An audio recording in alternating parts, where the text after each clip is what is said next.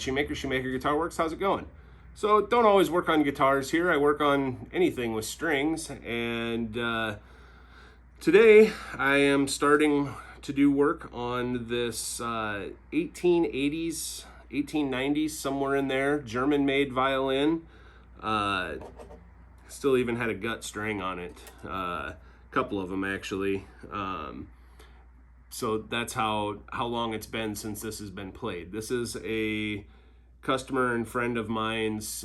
This was his mother's, and so it's very special to him, and it's been sitting around for years and years, and so he commissioned me about doing a restoration. Well, I said, how about you paint some signs for me, so for my shop, and I will do a little horse trading. So we did, and so now I get the joys of restoring this beautiful old instrument. This thing is very neat in the fact that most violins have a carved top, and then they have almost a raised rib going around.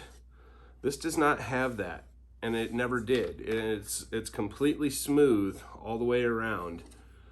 Very, very neat. It's made out of some gorgeous flame maple. Like, you just don't see this kind of flame maple anymore at all. It's the sides, the back, the neck. I've ordered some high dollar flame maple and nothing like this. But I mean, you can hear the sound post is roaming around inside of there, so I'm gonna have to set that. The finish needs quite a bit of work, so what I've got to do is strip it. Take the strings and the tuners and the bridge and the tail, the chin rest and stuff like that off. So I have this little block here, and I use it for several things. I use it for 12 strings, and I use it, sometimes I use the one end as a flat block because it's perfectly flat on that side for doing a sanding job if I'm trying to sand something perfectly flat or whatever. But this works really well. You mark it out for where your tuners are, and then this one holds the end pin. And then, you know, I can just set that down here underneath my bench when I'm not working on this, and I know where all the parts are and they don't get lost. So let's start by trying to take these tuners out of this thing. And there is some strange winding on this here gut string. This is real catgut string. So that tells you how old this is.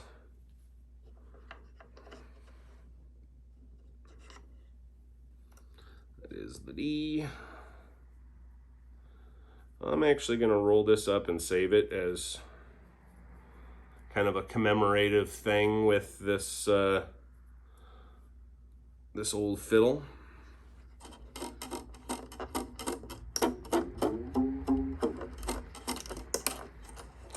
I'm gonna have to make a new bridge for it, I think, because the old bridge has just been kind of not done right over the years, so not a big deal on that. Let's put the G in its place.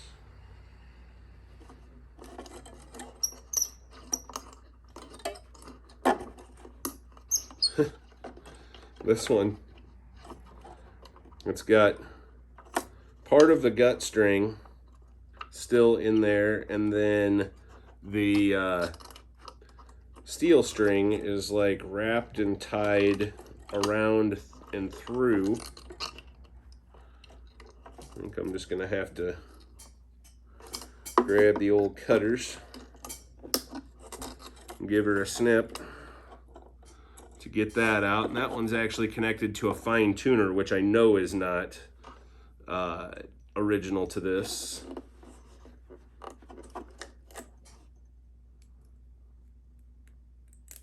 So it's had a little bit of modification, right? You would probably be modified if you were this old also.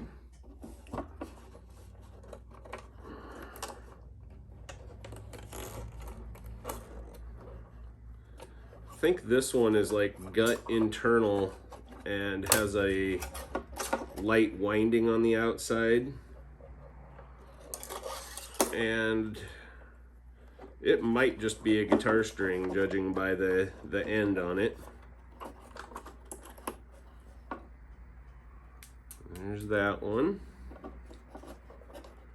Then this one's connected to the fine tuner, which I'd like to take out of here. So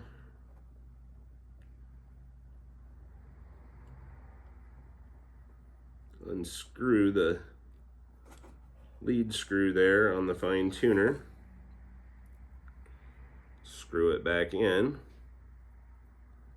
so it does not get lost. And there we go, the final string. I'll bring you right. Sorry, I had a customer come in and drop off a really cool 1942 Gibson for some restoration work. So stay tuned for videos on that. But anyway, back to the fiddle. So I want to remove this chin rest.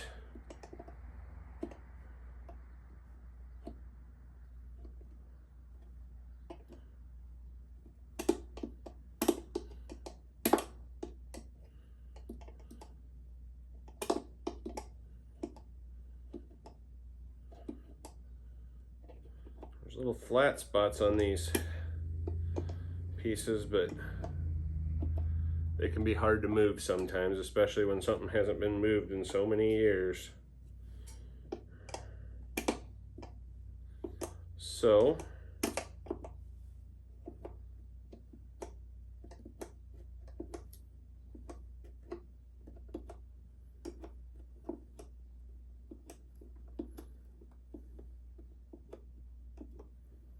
being very careful not to touch the wood with the pliers.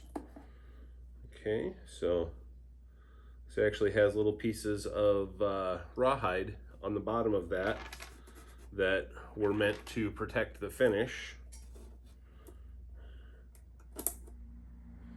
Got the original tail piece with the hemp cord on it in very nice shape, no cracks. That end pin, sometimes they come out, sometimes they don't. This one does not want to come out, and I'm not going to force it.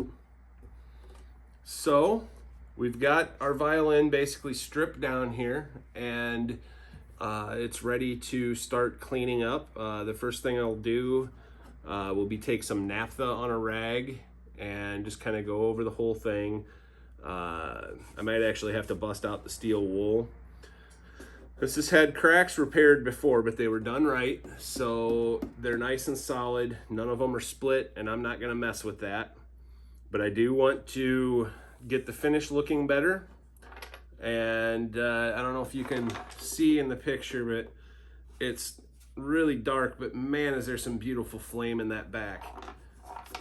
And the neck. The neck is very, very, very nicely flamed also. Just a neat instrument. So stay tuned for more on this one. And you have a good day. Just for clarity, it's Clara W. Whipperman, not Vera Epperman. So just wanted to say that because I know Dwayne will probably watch these videos. So Dwayne, I got your mom's name right. Sorry about that, buddy. But thanks for watching.